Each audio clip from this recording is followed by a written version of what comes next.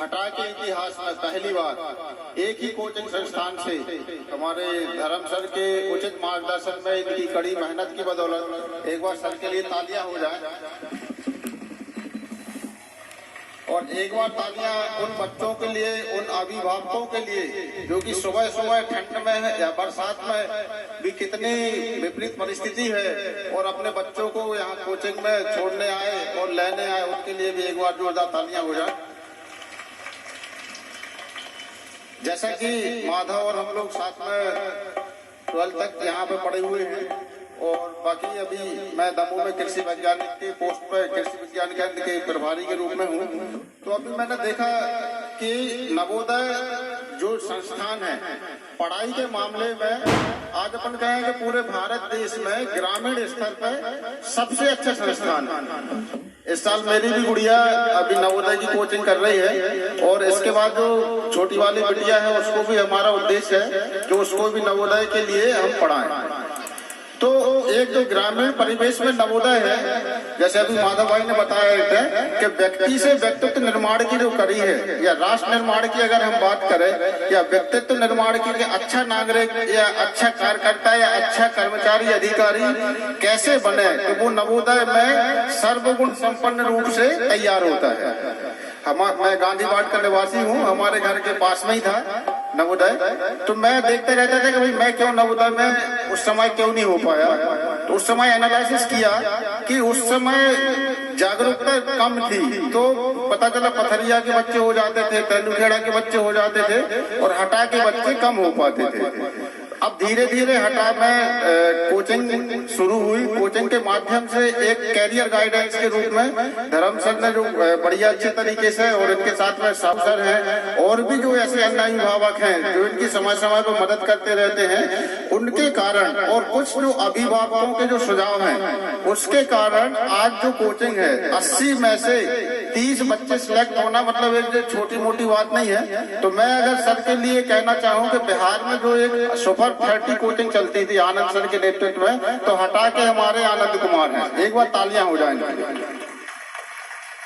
अब बात करते हैं कि हम ऐसे कौन कौन से स्कूल हैं जिनमें अपने बच्चों को पढ़ाएं। सबसे पहले अगर देखें तो सबसे सस्ता, सबसे अच्छा और सबसे मजबूत अगर बेस जो तैयार करता है वो होता है जवाहर नवोदय विद्यालय। और अपन को बहुत अच्छी बात है कि अपने हटा क्षेत्र में जवाहर नवोदय विद्यालय है। अगर यही नवोदय कहीं दूर होता 70-80 किलोमीटर तो अपन को बहुत सारी समस्याओं का सामना करना पड़ता, जो कि आज तेंदुखेड़ा या जवेरा के अभिभावक इसको आने जाने में या व्यवस्था में परेशान होते हैं।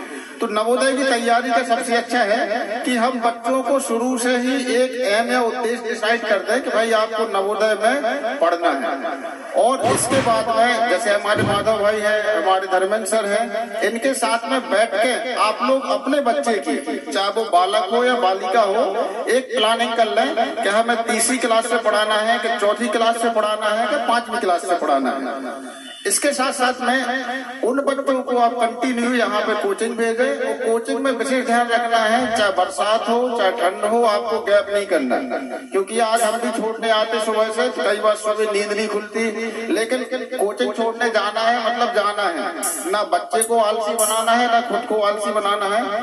हमारे इधर एक माँ साहब बैठे हैं, छुट्टन माँ साहब, उनके बड़े बालक का भी सिलेक्शन हुआ है, आज वो 9th में है, उनके छोटे बालक का भी सिलेक्शन हो गया है। और अब वो अपने 1-2 और रिश्तेदार हैं उनके बालक को, आस पड़ोस के बालक बालिकाओं को भी यहाँ पे कोचिंग करवा रहे हैं। क्यों? क्योंकि अपन ने देख लिया है इस कोचिंग का जो रिजल्ट है वो बहुत अच्छा रिजल्ट है और बड़े ही मेहनत ईमानदारी से कर रहे हैं। और इसके साथ साथ में कुछ जो मार्केट में अच्छी बुक्स हैं उनके लिए भी आप लोग बढ़िया तरीके से सर के माध्यम से उनको समझ लें। और 3री क्लास या 4थी क्लास से आप बढ़िया तरीके से अगर 2 साल में आप कोचिंग करवाते हो तो 100% आपके बच्चे का सिलेक्शन हो जाता है। मान लो बाई चांस आपके बच्चे का सिलेक्शन नहीं हुआ, 1 नंबर 2 नंबर से रह गया, तो बिल्कुल घबराने की बात नहीं है, क्योंकि उस बच्चे ने जो कंटिन्यूअस 1-2 साल मेहनत करी है वो उसको आगे काम देगी। उसका एक ऐसा बेस बन जाएगा बच्चे का कि वो आपको आगे भविष्य में बहुत अच्छा रहेगा।